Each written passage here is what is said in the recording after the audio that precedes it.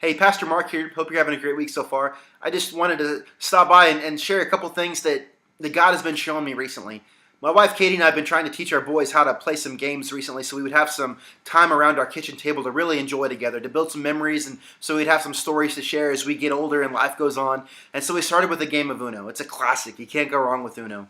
So we're teaching our boys how to play the game, and we're teaching them that if the person ahead of you plays a red 8, then it's your responsibility to either play a red card in your hand or the number 8 if you have it. And if you don't, then you have to draw, and so on and so forth. But as we're teaching our boys how to play this game, it never dawned on us to show them how to hold their cards. And so our boys will hold their cards like this, and then they'll go through each individual card trying to find the right color or the right number to play, and they're going through all 7 cards every time it's their turn to play, and this got old pretty fast. And so I said, we got to do something. This is irritating.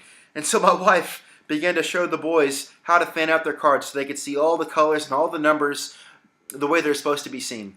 And this worked beautifully for my oldest son. He would take a card out and he would lay it down, and this really sped up his gameplay. But for my youngest, he was really more focused on holding on to the cards and making sure they didn't move from the way that my wife handed them to him.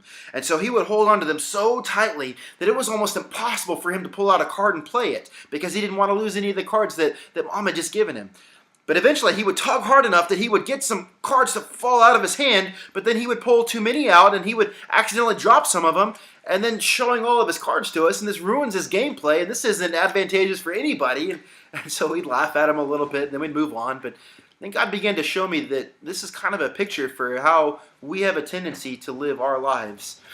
We'll hold on to just good enough so tightly because we value predictability. We know how to govern and manage these circumstances. But in the process of holding on to what we have to just good enough so tightly, we miss all that God has in store for us. And He has greater things in store for us.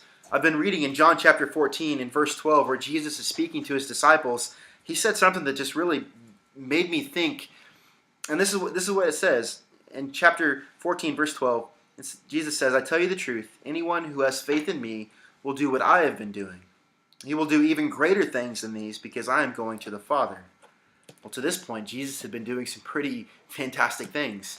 He'd been healing the sick. He'd been causing the crippled to walk and those who were speechless to speak. And he'd been feeding the multitudes. Incredible things. And so Jesus says, not only will you do these things, but you'll do even greater things. And I began to ask myself, why aren't we doing greater things? Why isn't God's church doing greater things? A lot of times we're not even living up to what Jesus Himself had done, but He said you'll do greater things, and yet we find ourselves in a place where we're not doing that because, like my son, we're holding on to our cards so tightly, to just good enough, so tightly, that we're not in a posture to receive or do anything greater.